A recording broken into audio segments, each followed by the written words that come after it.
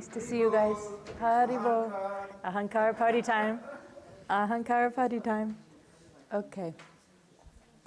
So today I'm going to check in. It's been 3 weeks since we've seen each other, so I'm going to check in how you did with the sattvasizing your senses project for anybody who did that. Then I'm going to define Ahankara for you guys. And then I'm going to talk about some characteristics of Ahankara. There's so many characteristics, but I'll talk about some today. And then I'm going to talk about difficult people, and we're going to analyze them. We're going to analyze their Ahankara. Okay? So for the sattvasizing the senses, over the past 3 weeks, did anybody do it? Did anybody try to make a plan to increase your sattva and decrease rajas and tamas? If anybody wants to share, please take the mic and let's hear what you did. And how was your experience? Or I can't see if anybody's online raising their hand, but if anybody worked with an accountability ally, do you have the mic? And also what benefits you noticed, if any. Radhe Radhe. I try to sattvasize my sense of the tongue by making a plan not to eat by walking, and just be, when I want to eat, I have to sit. Good one. Good. So many times, I'm doing things, I'm eating here and there. And yeah. So this time, I was quite consistent in that. Very good. Yeah. And the benefit is that I can digest. Okay, so it helped your digestion. And did you notice any change in your mind? Mind also is more like...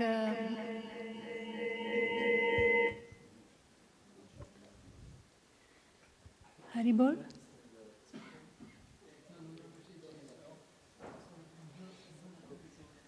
They can't hear on the... They can't hear? Do you want to look, Narottam, do you want to come check this?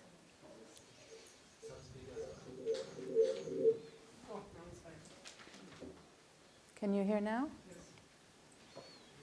Can they hear? Yes. Okay, thank you. Hello. Okay, so can you start again because they didn't hear anything. Okay. So just tell us what you did to sattvasize your sense and the benefit.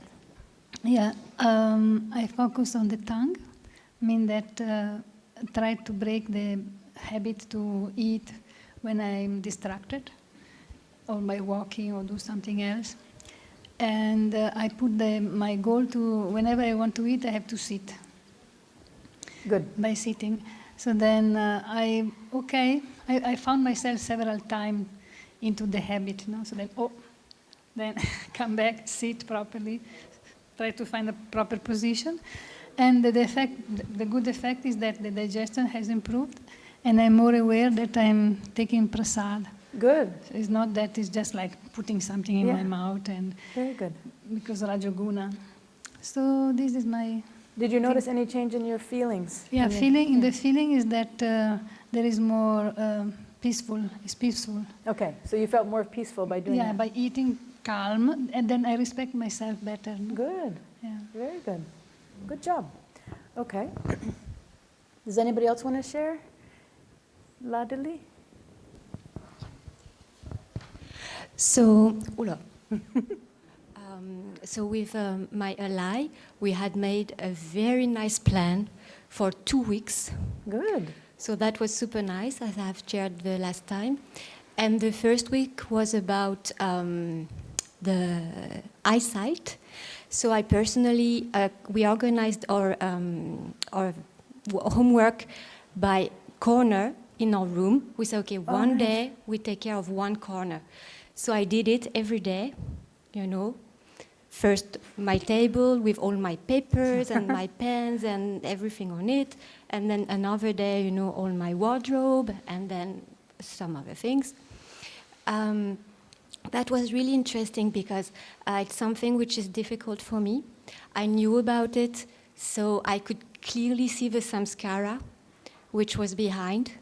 And then the feeling was not really pleasant because I felt depressed while I was making it.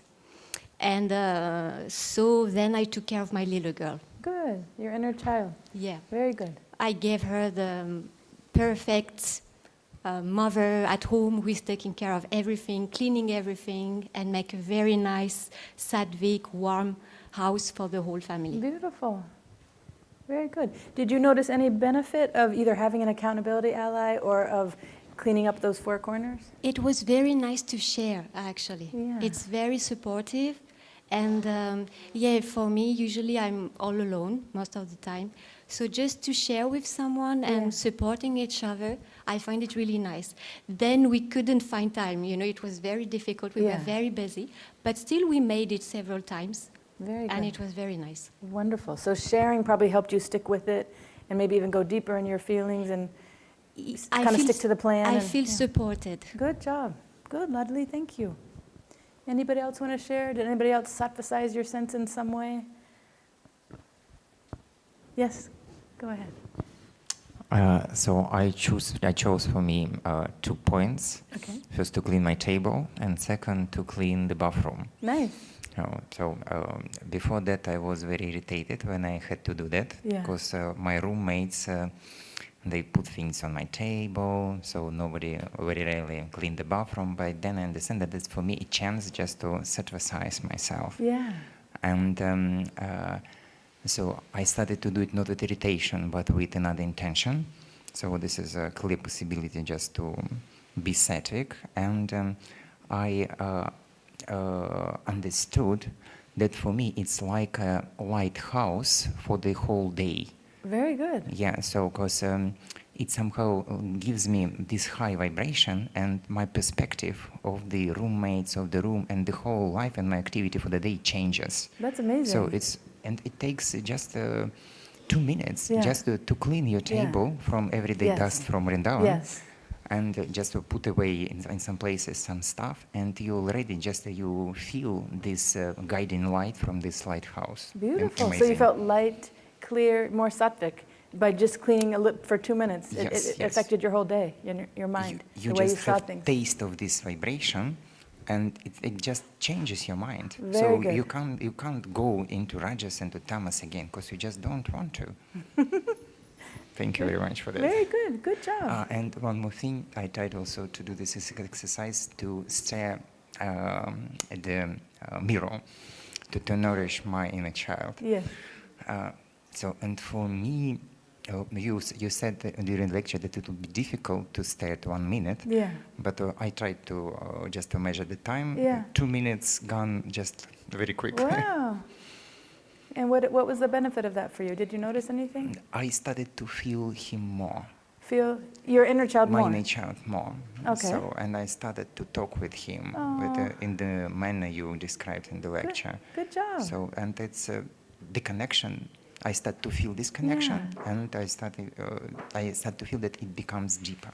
Very good. So I recommend everybody to try. You're more aware of him. So you and nice. Ludley both had that experience of going deeper, much deeper than something just physical, right? You started connecting with your heart. Very good job, you guys. Thank you. Anyone else? Malati? So during my Panchakarma retreat, I had a very sattvic lifestyle. It was like half voluntary because I didn't really know what I'm getting into. But of course I accepted it. So one thing was the food was very sattvic, and there were no desserts, no sweets. Oh. So for 3 weeks, no sweets at my all. gosh. And I'm really amazed, because usually I'm craving after some kind of sweet. But it did not happen. I didn't have these cravings because the food was so balanced. And also there were not these ups and downs. I didn't feel like I have to lie down after eating. Interesting. I need to take rest. And so in the morning yoga, and in the evening sunrise yoga, sunset pranayama, and that was also very, very helpful to really sattvasize the whole. You feel elevated and clearer, more focused, and it did make a difference. I found Very it nice. very helpful, and I wish I could implement it here, but it's not so easy. It's harder, right? Because, when the food is made for you in that sattvic way, and they already have the program with the pranayama and those things, it's easier to just go. That's also part of sattva, is having a set program that you can just... Yes, and not this time pressure which I always feel here. Yeah, that's right. So what did you notice with your mind? Did you feel more peaceful at the end, or Yeah. what shifted? Yeah, it felt more balanced, I would say. Of course, I Balanced. had some issues to deal with, which were not exactly. Sorry, but it definitely made me feel very peaceful, satisfied. Also, the walks in the nature, it was all smooth and nice and relaxing and just it felt good. Very good. Thank you for sharing. Wonderful. Anyone else? Anybody else sattvasize their sense? Want to share? Is anybody online? Does anyone want to share? No. Okay. Okay. About this feeling wheel. So I tried during the day, during the evening, and in the morning, and I understood that when you just got up, usually in a much better mood. Mm-hmm. So, and I tried to just try to describe my feeling, how I feel myself. Good. And usually it was a positive feeling, and by understanding it, and when you just trying to find it and this feeling wheel and just look it from different angles, you somehow naturally go deeper. And this is first thing. And second thing, that when you do this exercise, it anchors you in this feeling for the whole day. So, and also thank you very much for that, because it helps you. This it help you just to grasp and keep this positive vibration. Very good. Yeah, these are all different things you can try, and actually different people have different experiences with it, you know. So your experience is very unique. Like if everybody had tried that, then you wouldn't hear all the same story about what the feelings will, you know. So it's very interesting to hear your experience, but I don't want to say that everybody would feel that. So that's wonderful that it worked for you and that you felt better, you know, for the whole day. Good. Okay, so is there anybody online, Vilas, do you see that wants to say anything? No. Okay. I'm going to go back here since they couldn't hear me on this slide. So today we're going to, the outline is, we did our check-in for sattvasizing the senses. Now we're going to go into our friend Ahankara, start talking about Ahankara, the definition, the characteristics, and then difficult people. They aren't real people, it's just kind of prototypes of 6 different types of people who are difficult, and we can analyze their Ahankara a little bit, okay? So now I just wanted to, the other thing about the check-in from last time was, there was a question that was asked that I said I would ask Babaji. So the question was, can a thought come before a feeling? Remember? It was like, is a feeling first, a thought first?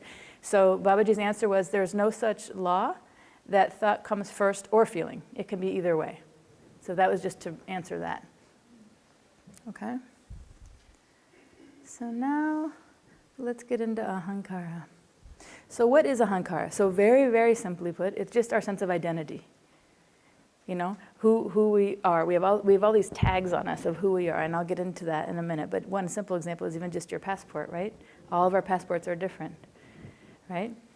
So our identity is like my sense of I am, or me, or my, or mine, okay? And our sense of identity is specifically related to our body and our mind. See, all these different bodies, right? There's no two that are the same. So it's unique. So with your body, you could say, I'm thin, I'm fat, I'm young, I'm old, I'm white, I'm brown, I'm black, I'm vata, I'm pitta, I'm kapha, right? You can be all, I mean, if you had to describe yourself, how much could you write down, right? A lot. Okay? Then there's your mind, like I feel, and all those feelings, you know, that you can identify with that. Or I'm, you know, peaceful, I'm sattvic. I'm passionate, I'm rajasic. Or I'm, you know, passive, I'm tamasic. Also your astrology sign, right? I'm Aries, I'm Cancer, I'm Pisces. And that can mean so much if you're into astrology, right? Or you're like, oh, you're such a Virgo, right? So detail-oriented or something, you know? So people really identify with their astrology signs. That's one, or astrological signs, right? Or your position. You can be so many different positions. Look at the astronaut, you can be a secretary, you can be, you know, a news person, you know, forecaster, you can be a chemist, you can be a presenter. I mean, there's so many things that you can be, right? That you say, I am. So that's another thing, your position. Then there's your role in a relationship. You know, I'm a father, I'm a mother, I'm a sister or brother, son or daughter, There's so many different, relations that we have, right? And all of that is part of our sense of identity. If we had to make up an identity package, it'd be all these things, right? An uncle or an aunt, grandmother, grandfather. Okay, school. My school. I went to this something public school or this private school. I went to an Ivy League school. People identify so much with their schools that they even go to reunions like 30 years later or 50 years later. They're like, yes, go, whatever, at least in the US, it's really big. I'm so-and-so alumni, I donated this amount to my school, It's really big.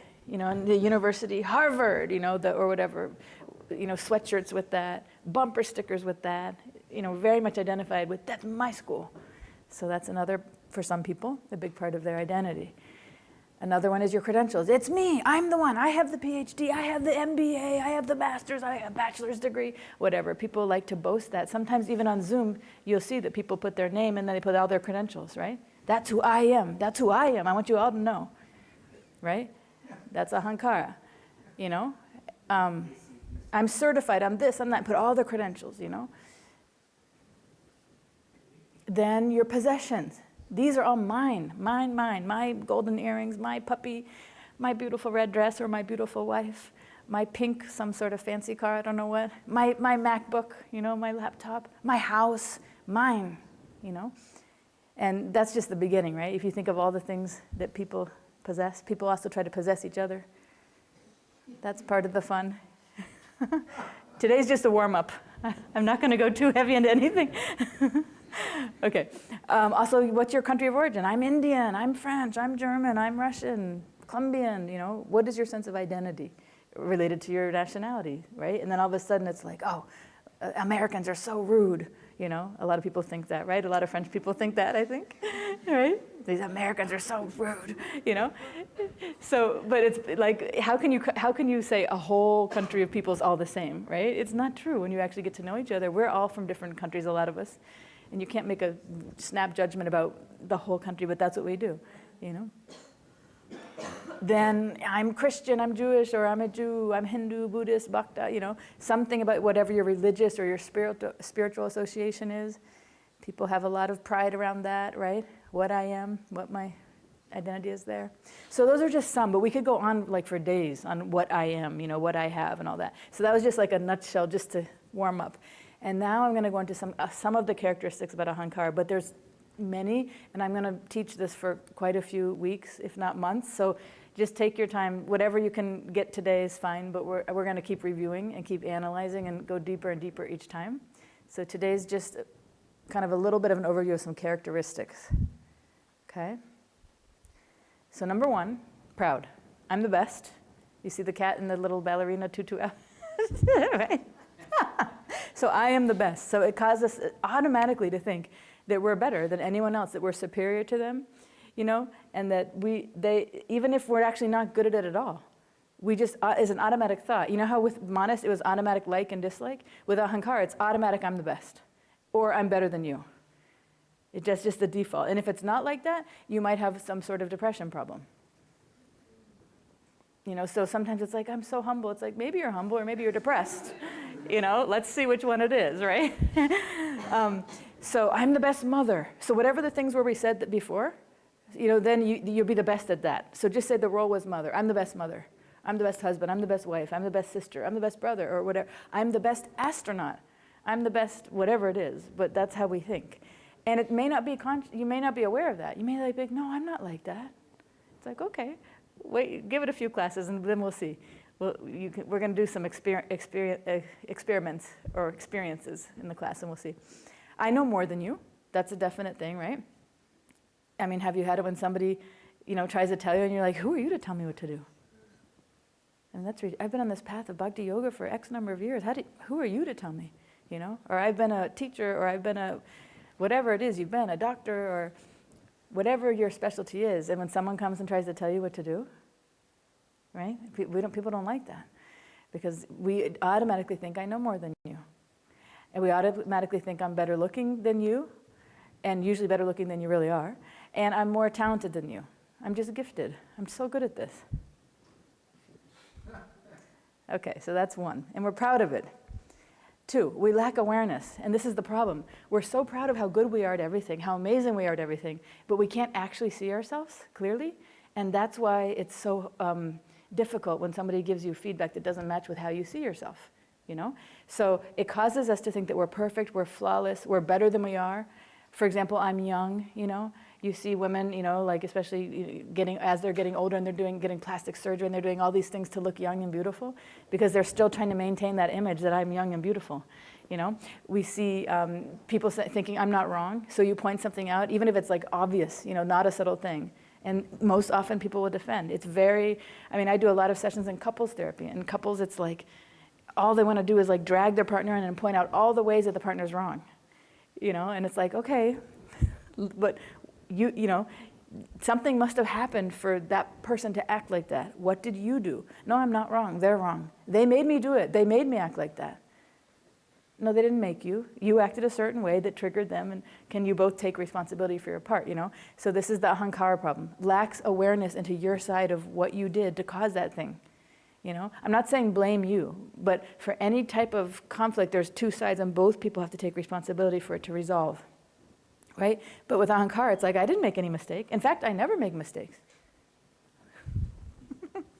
So you can tell to the extent when we start analyzing these difficult people's Ahankaras, you can tell that these kind of characteristics you'll see are there.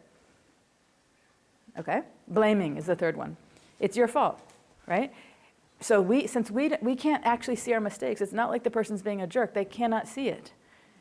They cannot see actually what they did. It's not like they're like trying to lie and cover. You know, they actually can't see it. So the Ahankara has this big block between looking at ourselves and going, ooh, that's me. You know, so because we can't see it, how can you take responsibility if you can't see what you did?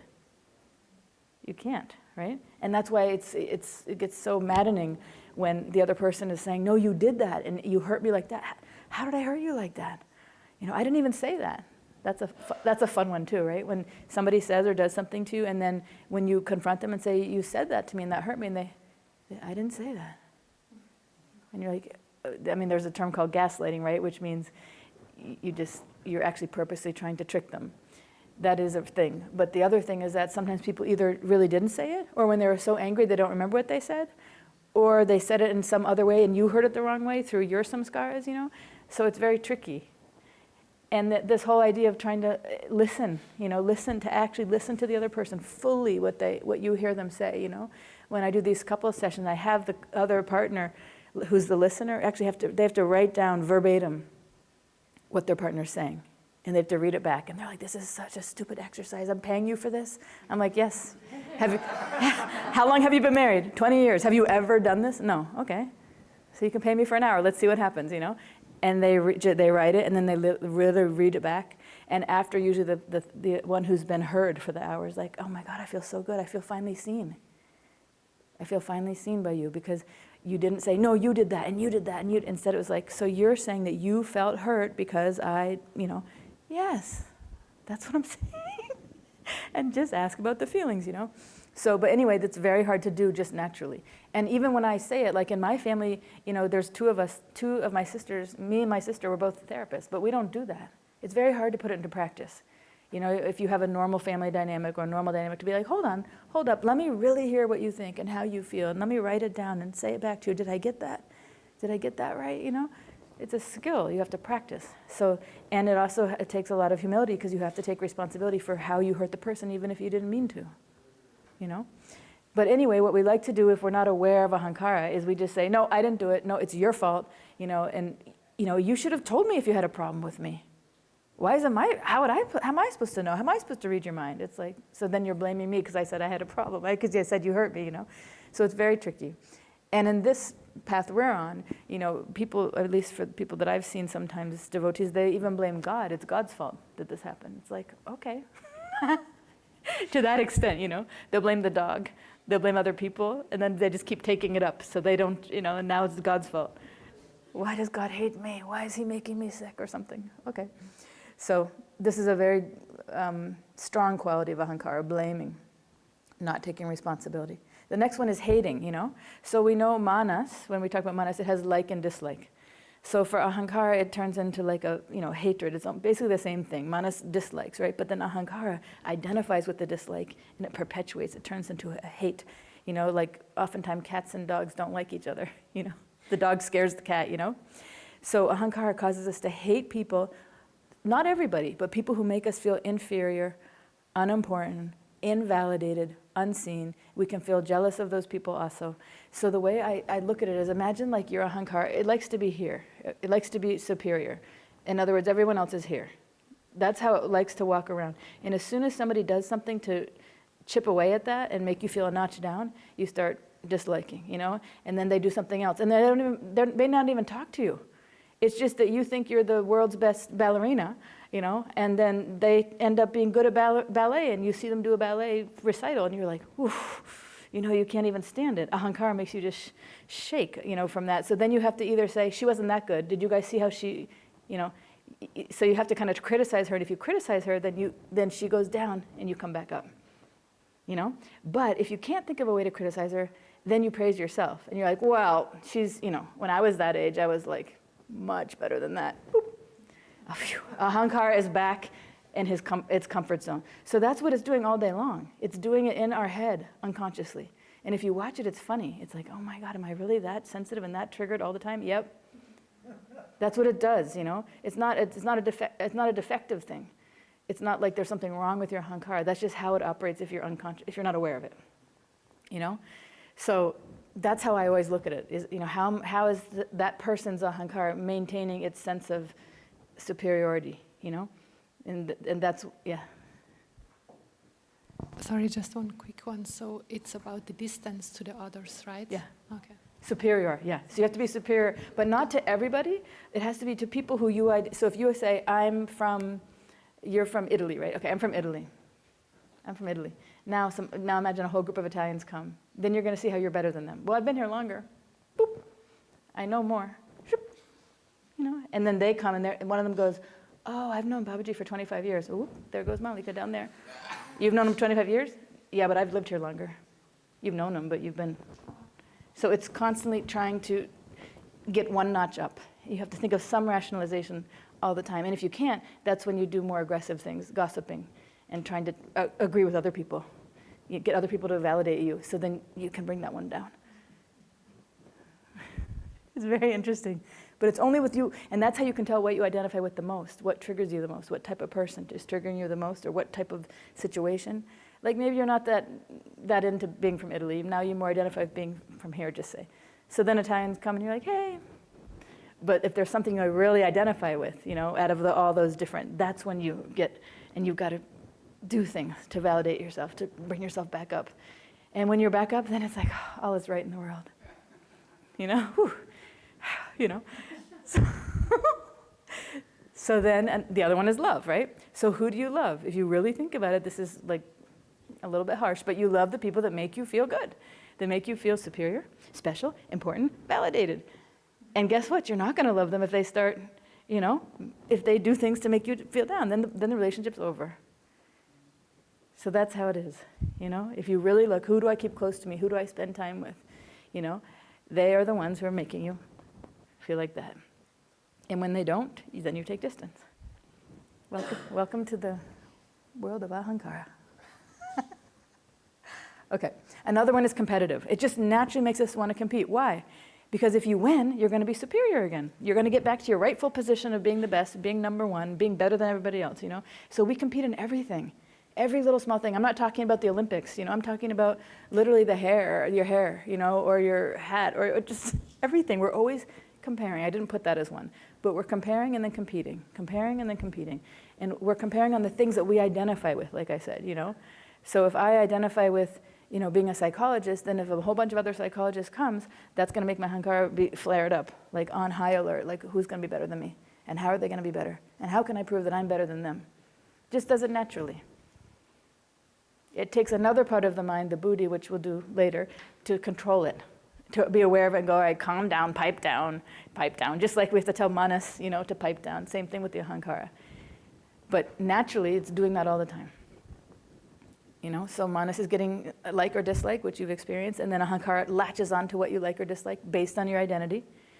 And then it spins some story and figures out some way to keep you in the rightful place of being at the top. Okay? Then we criticize others. So remember, we can either criticize others or praise ourselves. Those are pretty much the two ways we can move this ahankara on this lateral. It's not that difficult, actually. It's not that complicated, you know? So either we talk about how great we are, or we talk about what a loser or how horrible the other person is, only in relation to what we feel that we are good at, you know, what our thing is, you know? So then, and if we can get others to validate us, it feels like a big relief. Because it's like, okay, it's not only me, and now I've got 5 other people who are agreeing that this person is a total loser, you know, phew, or they're not as good as me at this. Okay? Another one is praise ourselves. So I'm really good at this, you know. We praise ourselves even for things that are unpraiseworthy. So, and it's not always like, I'm so great, I'm really good at this, that's blunt. But sometimes we don't do it. We do it in a very subtle way, where we'll say to someone else who we want to praise us, look, this person wrote this nice card for me, what do you think?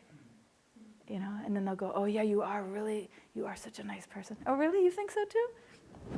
Thank you, you know? It's like that, and there's many ways. Some people have told me before that some of my clients have told me that they will purposely put themselves down so I'll praise them and say, oh no, it's not like that. You're wonderful. But it doesn't matter the way. We have all the different tricks in the book, not even consciously a lot of the times. We're just trying to get praise. We're just trying to feel good, you know? And there's many different ways that our Ahankara does this trick of feeling good.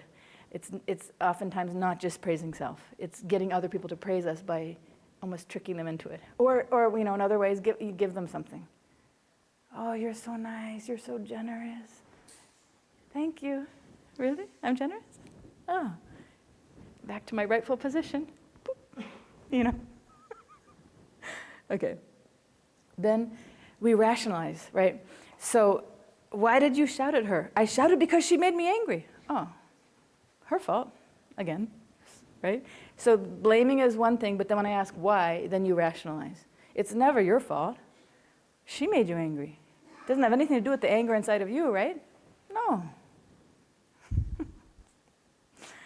So the Ahankara causes us to make excuses for our bad behavior so we never ever have to admit our mistakes. And there's like 1 million in the book.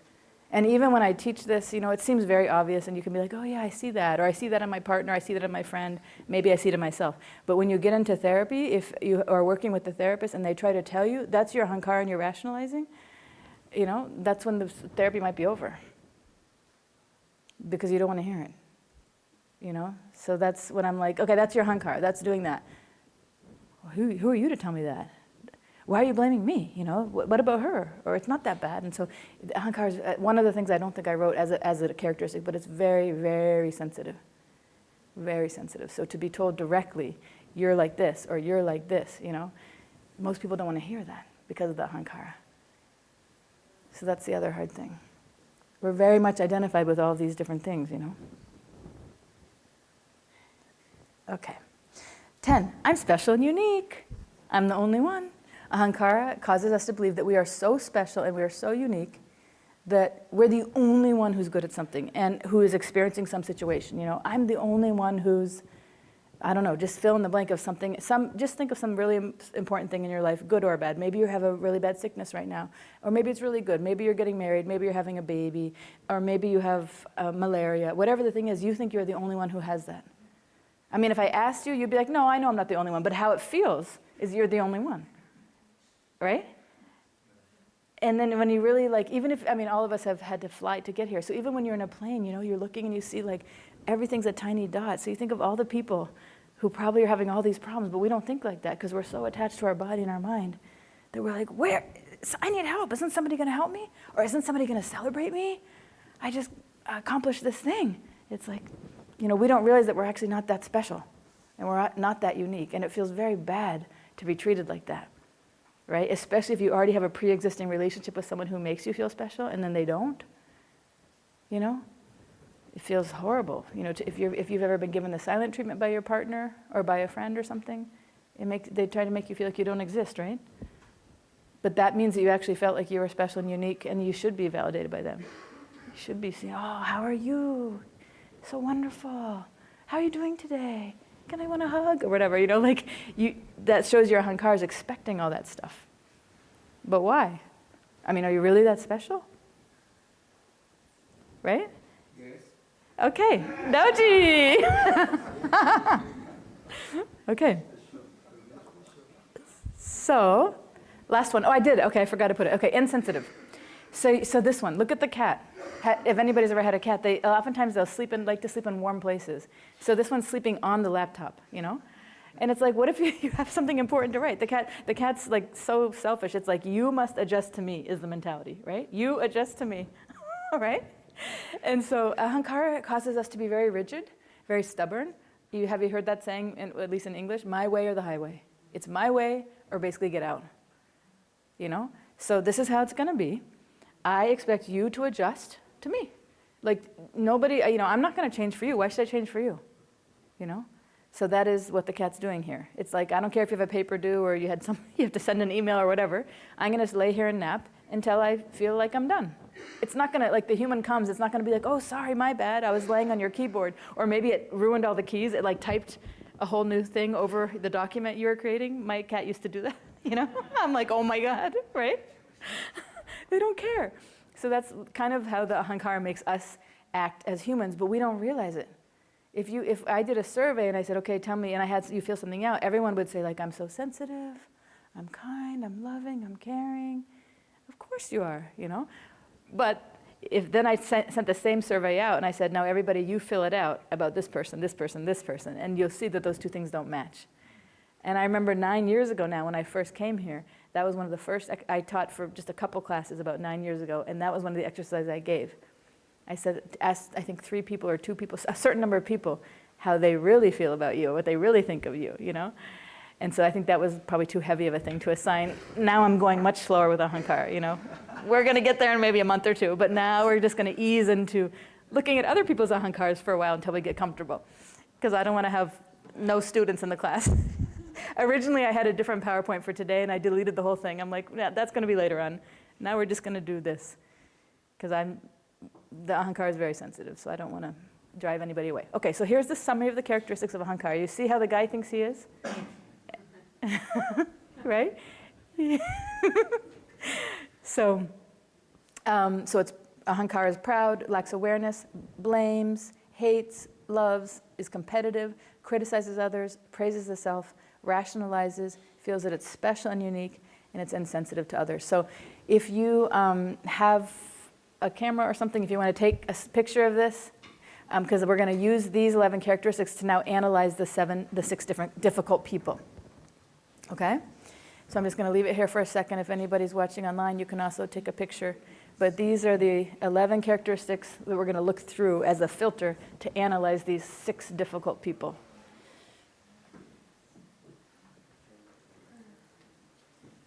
Everybody got it? Or can you share with somebody? Somebody, your neighbor? Kamala wrote it down. Okay. Okay, here we go. So the secret to understanding Ahankara is that you see this pulley, you guys? This is the thing I was trying to show you. This is my visual of how the Ahankara, is going just up and down like that, So basically Ahankara is always pushing us to act in a way to maintain our position of importance or relevance or uniqueness, superiority, whatever it is that we're attached to about how we see ourselves, okay? And it's that unconscious thing that it's always adjusting either by praising ourselves or putting others down, pretty much. That's what it's doing all day long. And that's the secret to understanding other people's Ahankaras. If you're like, why is that person upset? If you really analyze, first you have to get in their shoes, the empathy piece, that's why it's so important. And then be like, how are they seeing themselves? Oh, she thinks she's the world's best ballerina. She thinks she should be in New York City doing the, I forgot what the famous ballet is there, but she thinks she's that good, So, but actually she's not, And so she felt hurt when I told her, I don't think she has a career as being a ballerina. She felt hurt because it didn't match her image. And she felt even more hurt when I told her best friend that she's a really good natural ballerina. You see, so now that's why she's attacking the friend. Because she has to get herself back up to how she sees herself, which is not the reality. It's just how she perceives herself. Okay? So that's kind of the secret of when I was teaching empathy, I was just teaching it in general, and I was talking about mother's attunement. Now I'm showing a different angle related to ahankara with empathy, which is try to get in the other person's ahankara. If you know the person, how do they identify? How do they see themselves? And then when you see, oh, that's why they're feeling triggered, because they thought of themselves actually like this, and they don't realize it's a huge crash down. It's a huge crash down if they're actually not how they see themselves, and you poke a hole in their view of themselves. And you might not even mean to do it, like I said. You could literally be a really good ballerina and just do a dance in front of them. You don't even know what their ahankara is, maybe. But that is so upsetting to them because that's right in their face that you're better than them. So then they might even not even ever want to talk to you again. Right? It's very, very sensitive. Okay. So ahankara is the agent of action. You can see how the cat is doing all these activities, getting in the washing machine, doing some exercise, running. So ahankara makes us act. So before I said the main thing was ahankara is our sense of identity. But based on who we think we are, not who we are, but who we think we are, who we think this body and mind is, then we act on that, okay? And the way we act is to pretty much pump ourselves up and put the other down. That's the summary. So now let's look and see. So here's an example. So our thoughts and our feelings are ahankara, right? Like, I'm a great singer or yogi or athlete, right? Like this cat, he thinks he's a good yogi or karate or he's a rock star, right? And he thinks he's better than anyone else. So how does he feel? Superior. Right? So what is he going to do? He's going to act in ways to maintain that position of being the best. And he will overpower others for that. He will dominate, he'll criticize, he'll boast, and he'll get defensive when given feedback. Okay, so that's kind of the nutshell of our friend the ahankara. So now, there's 6 types of difficult people. I mean, we could write a book on difficult people, but I'm just giving an example of 6 types. There's many more, but here's just some easy ones you might know, some people like this, okay? So you can just think in your head when I describe these, if there's somebody you know like that, and analyze them. But please don't call out a name. That would be like, I could see somebody being like, oh, that's like so-and-so. So let's not do that, because that's going to trigger somebody's ahankara if you do that. If you're laughing about someone you can think of, just laugh to yourself, okay? So the types are a whiner, a know-it-all, somebody who's aggressive, somebody who's passive, somebody who's negative, and somebody who's what we call like a yes man or yes woman. They just say yes to everything. Okay? Yeah? Like complaining. Oh, that's not fair. And why did that happen to me? And oh, it's raining today. And no, Okay. Here we go. So we'll describe in detail. So here's the characteristics again. If you didn't get a snapshot, you can get it now. Same characteristics. I just put them here like this. Okay. And then here's the whiner. Okay. So the whiner. Nothing is ever right. Have you ever met somebody like that who's just like, even if it's like the perfect day and you're so happy, they just bring the cloud over, they can find something to complain about. Nothing is ever right. They complain a lot. But they also don't come up with solutions. They're not like, oh, it's raining. And they're not like, I should get an umbrella. They're like, it's raining. It always rains, I hate it that it rains. It's horrible that it's raining. Why did God do this to me? Oh, this is my 1 week of vacation and it's raining. They, right? They don't try to, come up with a solution, right? But the best part is they also are kind of like a know-it-all. So they know how things should be, in other words. It shouldn't be raining. It should be like this, And then they blame other people for their own problems. Why did you say we should go on vacation this week? We should have gone last week. It wasn't raining last week. Right? And then they're impatient for change. So they have no solution at all. They hadn't suggested any solution. They want you to come up with the solution, you to make it better, and they want you to implement it. And then they're like, hurry up, let's go. And then you know what's going to happen if you implement it? What's going to happen? All right? They're going to complain about it, right? These type of people also want attention, So that's actually at a very, immature, like inner child level. Their inner child wants attention. Probably they didn't get it as a kid. So now they're going to complain. And so mommy or daddy has to make it right, which is you. They're projecting that onto you, And they act like a victim, Why did you do this to me? Why did you make this happen? Even though they're like a full-grown adult and they made the choice. Okay, so that's the whiner. whiner type, okay? So just think if you can see any characteristics of Ahankara in the whiner. Can you see any? Any of those characteristics?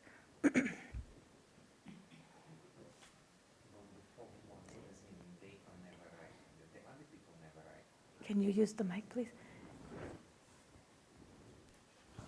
What does mean number 4? That they are never right. So the other people never right. Yeah. Okay. Yeah, sorry. I probably should have written that better. Yeah.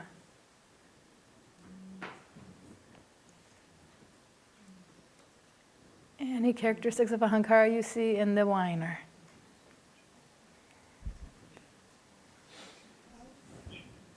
Blames? I'm sorry, what, blames. Good. Is that Tanmay? I think. I recognize his voice. I think. Yes, yes. Okay, good. You Yes. got it. Perfect. So number 5, blames others for their own problems. That's the whiner. So that's the Ahankara. Your fault. And what does that do? Whoop. Right? If it's my fault, then they're going to feel like this. If this is her. This is the whiner. If she says it's my fault that things aren't going well, I shouldn't have chosen this week for vacation. I should have chose not during the rainy season. She's going to feel like this. But if she says it's your fault, oops, I feel better now. You chose the wrong week. And by the way, I don't like the place you chose either. Oh, phew, everything's right in the world. What else? Manu? Proud. Okay. Proud. Proud? Oh, okay.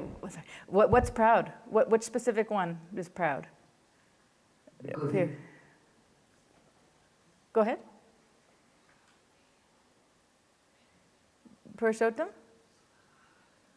Maybe he dropped. Okay, Manu. So the whiner has a hidden way to get attention. Yes. He wants attention. Yes. Mm-hmm. So, yep, okay, so wants attention in a hidden way. So what characteristic is that of Ahankara?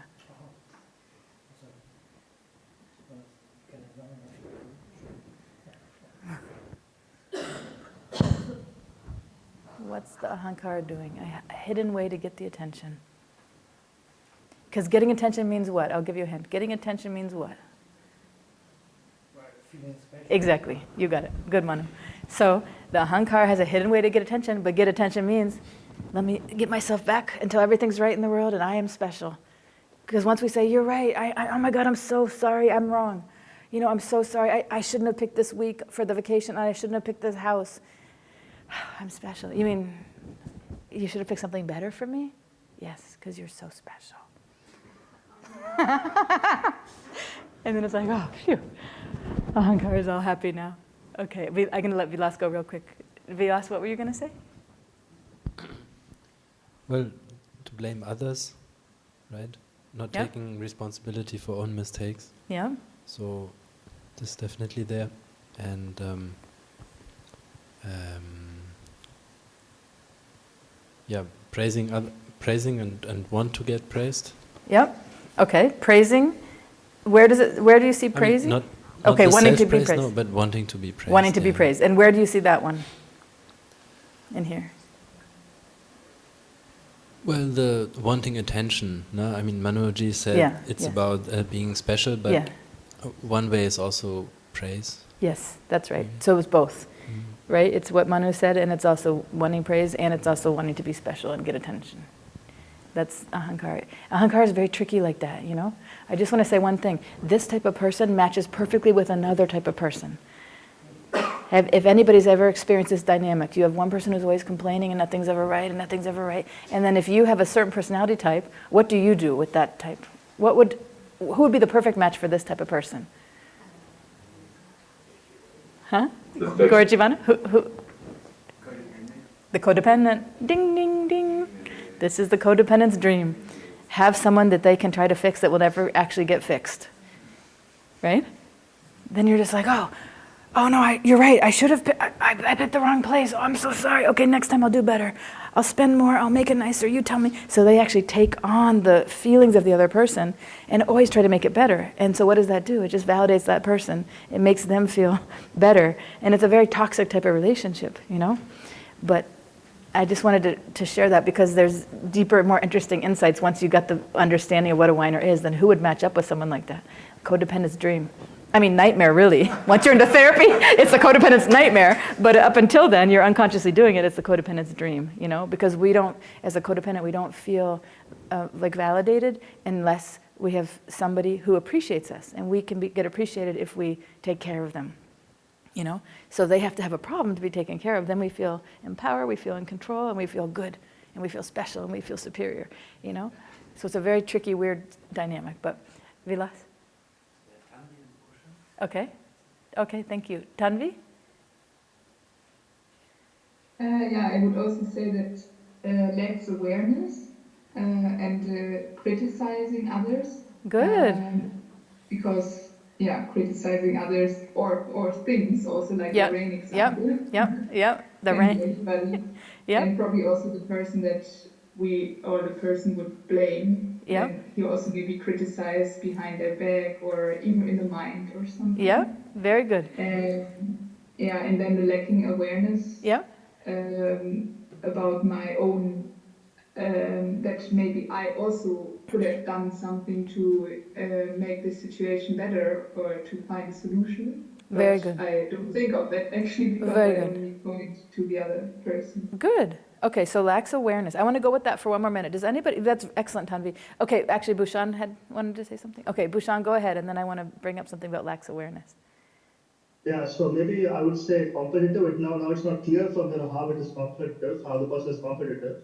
But if you tell them that others are also going through difficult things or some other person is just suffering, they will argue with you, say, okay, but That's true. I don't know. That's true, right? So It's like they were suffering or something. That's a very subtle point, but it's very good. So just imagine, right, that this is the husband and wife, and the husband's like, you know, there's other people going through something even more difficult than you. You're sitting here like a spoiled princess complaining, but actually there's people on the street starving. And she's like, you don't know how bad this is for me. I'm worse. It's worse for me than them. So actually they will compete. It's a competition. It's a very subtle point, but it's true.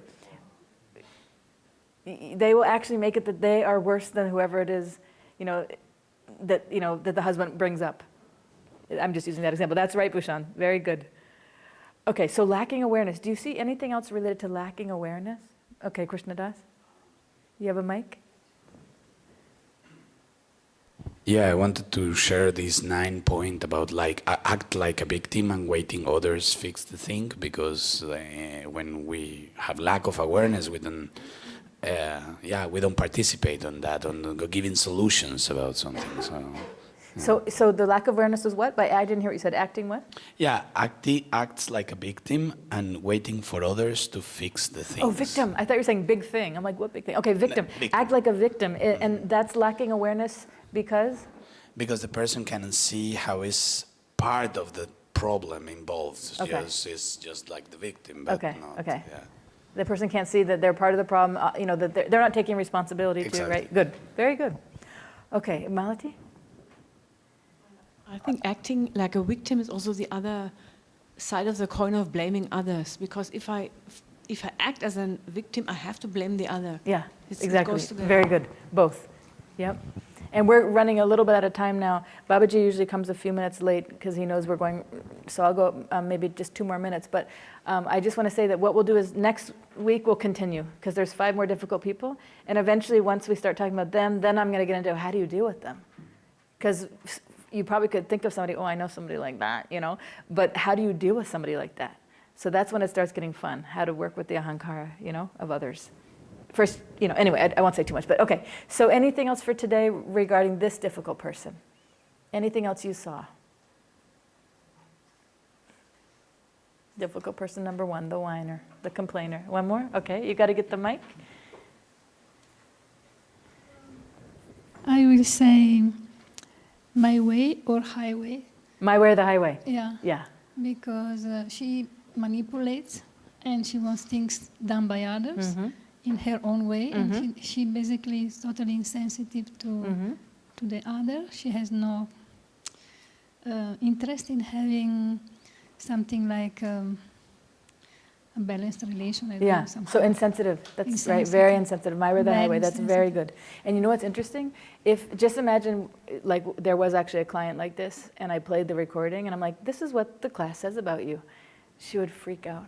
She would probably see none of that because of that ability of blocking, you can't see yourself. So we're kind of casually talking about it, and we're kind of all agreeing. There's nobody like, no, I don't think she's insensitive.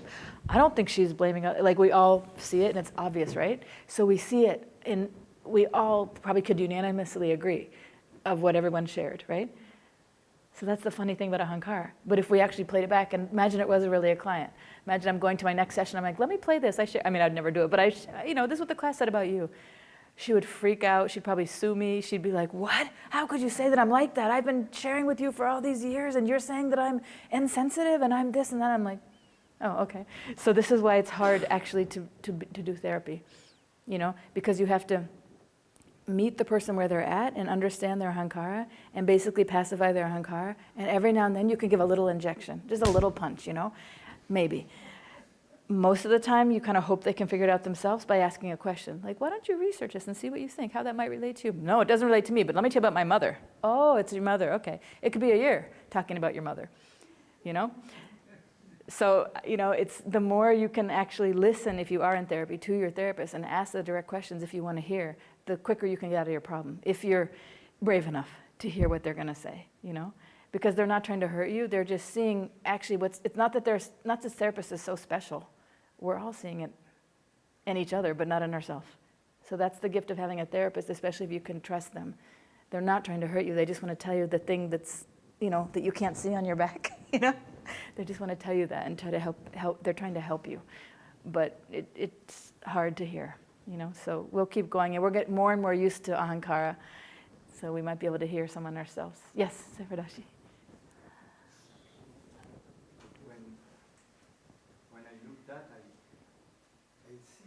So much fear behind it. Yeah. It's like deep fear. Yes.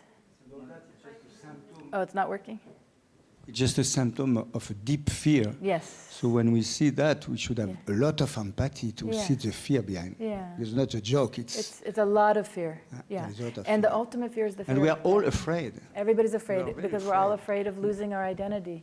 A lot of the work I do in therapy is actually helping people grieve over the loss of their identity. Once they realize I actually wasn't the best mother, or I didn't get into that school, or whatever the thing is that you were identified with, or I'm aging, and I always wanted to be the ballerina, but I missed the boat because I got married and had 3 kids, and now I can't.